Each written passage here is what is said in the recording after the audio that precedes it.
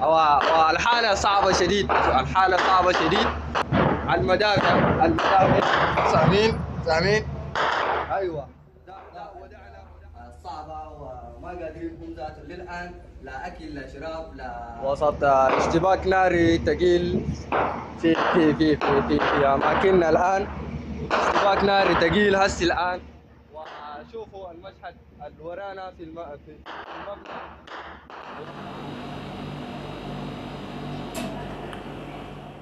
ياسمين ولاجئين يجوا بتاع الطلاب يجوا بتاع العمال في حته ثانيه، ومعانا شخص مصاب وما عندنا مؤن، ونلاقي جهة الإنقاذ في الإسراع.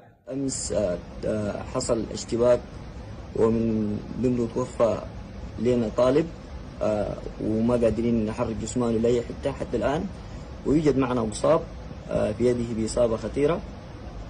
ونتخوف جدا جدا من انقطاع التيار الكهربائي وانعدام المياه.